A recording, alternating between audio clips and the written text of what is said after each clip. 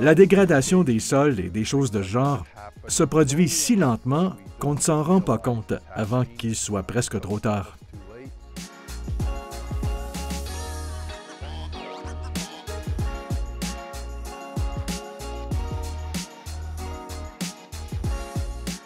J'aidais encore mon père à la ferme.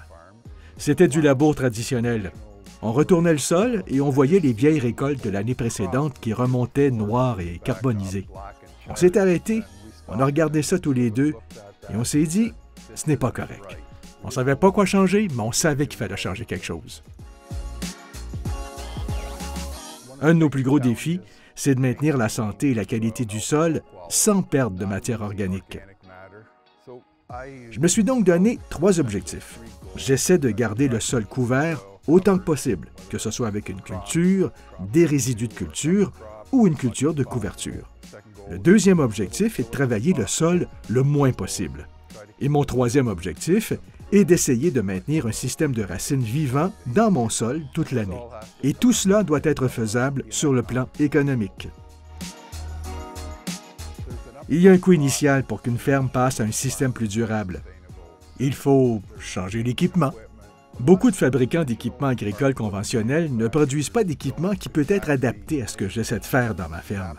Je prends donc une vieille pièce d'équipement et j'essaie de la modifier pour pouvoir l'utiliser dans un système de labour réduit où je peux utiliser des cultures de couverture ou je peux laisser des résidus sur le sol.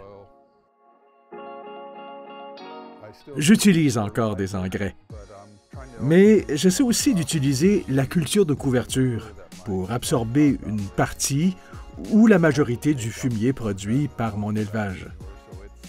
Comme ça, il est gardé dans un système biologique jusqu'à ce qu'il soit libéré l'année suivante. J'essaie d'éviter de perdre mon azote et mon phosphate en utilisant des cultures de couverture. Je peux remplacer entre 60 et 70 % de mes engrais commerciaux grâce à ce système.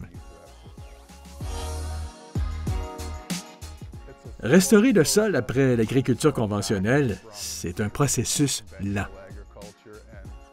C'est probablement la 10e ou 12e année que je m'y consacre de manière assez intensive. Et je commence tout juste à en voir des bénéfices.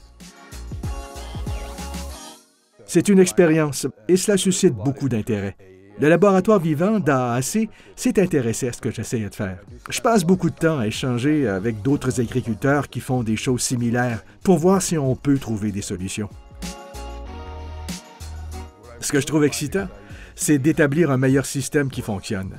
C'est de réussir à produire une récolte aussi bonne ou meilleure que celle d'un système conventionnel, mais d'une manière plus durable.